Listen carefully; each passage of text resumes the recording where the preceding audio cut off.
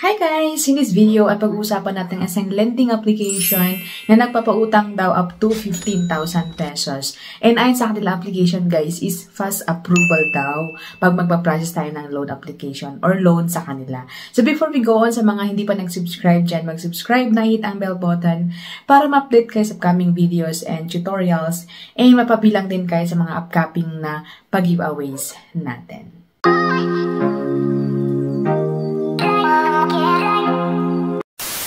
Alright, welcome and welcome back to my channel. So in this video, pag-uusapan natin ang isang lending application na ayon sa kanilang application ay nagpapautang up to 15,000 pesos. And fast approval daw po sila. Ayan. And napaka-easy mag-borrow sa kanila. Ayan. So meaning, easy daw na mag-process ng loan sa kanila. Ayan. And ang loan application na ito guys ay si Loans Bay. Ayan sa screenshot. So, Loans Bay and powered by Fundex Credit Lending Incorporated na meron silang 5 stars. Wow, ang daming stars. But then, bagong-bago sa Google Play Store kasi nga meron silang 171 reviews lamang. So, bagong-bago as in new application ngayong 2024. Ayan, so after natin i-download guys, magpapakita agad-agad yung mga IDs na kailangan daw sa kanilang application or kailangan natin pag mag-apply tayo ng loan sa kanila.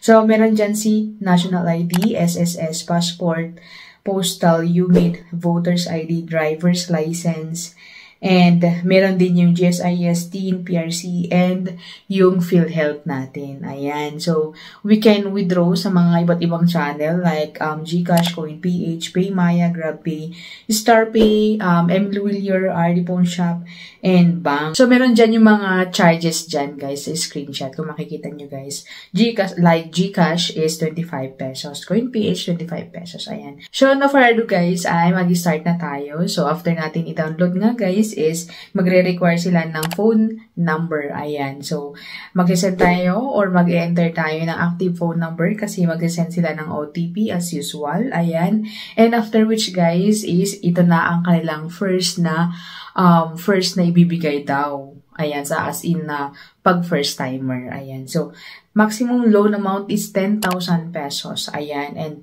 91 days loan term. And meron silang 0.08% per day interest. Pero yun nga guys, as first timer, hindi naman tayo umaasa ng malaking first loan or malaki na ipapaloan sa atin kasi nga first timer tayo. So yun na nga guys, at click natin ang apply. Ayan. And after which ay magpapakita sa atin ang Loans Bay Privacy Policy. So nasa atin na kung mabasahin natin o hindi. Ayan. And then click natin yung blue box or blue box sa baba. And then agree and continue. Ayan. After which guys is yung mga pa-permission sa ating video record, picture, ayan, sa location, sa ating phone, and SMS. So, alam nyo na guys, hindi yan bago. Hindi na kayo grade 1, charot. Okay? So, after which guys is ating contact reference naman ang magpapakita. So, in here guys is hindi pare-parehas or hindi niya kapareha yung ibang mga application na personal information agad-agad yung magpapakita. So, dito guys is emergency contact. Ayan. So, nangangailangan sila ng 4 na contact emergency person in case na hindi tayo makontak pag mga due date natin or whatever, sila ang kukontakin daw. So, be sure guys na yung mga nilalagay natin dito is alam nila na nilalagay natin para in case na magtawag sila or mag-text, hindi na sila magtataka. Ganun, okay? So, next ay yung ating identity information. So, ito naman guys is yung ating ID. Ayan. And yung mga information like yung first name, middle name, last name, and kung ano yung mga ID natin. So, ito guys yung mga kailangan. So, sinabi ko na kanina. Ayan. So, National ID, SSS, Passport, Postal, UMID, Voters, Driver's License, GSIS, TIN ID, ayan, PRC ID, and yung PhilHealth ID. So, ganun guys. So, ilagay na natin yung ating information and mga ID number, ID, name, ganyan. So, para daw mas mabilis tayong ma-approve is kung ano yung nakalagay sa ID natin is yun ang ilalagay din natin as sa information dito sa information or identity information. Ayan. So, next man guys is yung withdrawal channel agad-agad. Ayan. So, magpipili tayo kung anong withdrawal channel natin. Like, for example, yung GCash, may service charge na 25%, CoinPH, PayMaya, GrabPay, StarPay, Everywhere, RD Pawn Shop, and yung bank natin. Ayan. So, for me is GCash na lang. GCash na lang tayo guys kasi hindi pwedeng magbigay tayo ng information sa ating bank kasi hindi natin alam ang magandang pros and cons. Ganun. Okay? So, after which guys, wala lang yung mga ibang information na ilalagay, ay ito na. So, yun na nga at ma-approve tayo ng worth of 2,000 pesos. Ayan. So, sabi dito 1,000 to 2,000 pesos pero hindi natin pwedeng piliin ang 1,000. So, 2,000 lang siya guys. Okay? So, ilagay natin yung payment amount. And, meron dito yung loan information, repayment schedule. So, click natin yung loan information para ma-check natin kung magkano yung mga binawas or kung magkano idadagdag, ganyan. So, loan amount, 2,000 pesos. Disbursal amount is 1,030. Kasi meron siyang platform fee of 840.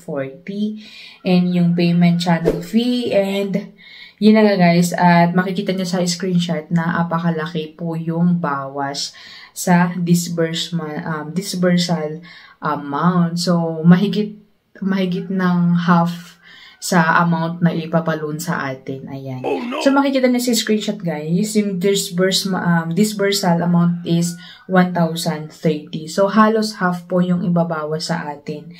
Yung platform fee na worth of 840 pesos. And take note guys na loan term ito is 7 days. Ayan. So, 7 days po siya. So, gaya ng mga ibang application, sa first 7 days is halos bayad ka na and after 91 days is yung parang dagdag lang niya na 11 pesos, ganyan. So, halos bayad ka na nga. So, meaning, talagang hindi po nasusunod yung 91 days. So, 91 days, babayad ka lang ng 11 pesos, yun yung parang interest niya. But then, sa 7 days na, 7 days na palugit is, bayad na yung ating loan sa kanila. So, ayun po guys, si Loans Bay, ayan. So, ano masasabi nyo guys? Good ba siya or bad? Comment down below guys. But then before we end the video guys, is napag-alaman ko or na-search ko, di ba? Nasa-search ako sa Securities and Exchange Commission na wala po sila sa ating SEC registry ng mga loan application. Ayan, wala po sila kahit hanapin nyo or try nyo hanapin, baka hindi ko lang nakita. Comment down below guys. So, that's it our video for today and I hope na nakatulong sa mga naghahanap na naman ng mga mautangan ngayong 2024. So, I hope na magkita-kita ulit tayo sa next na video. Like and subscribe!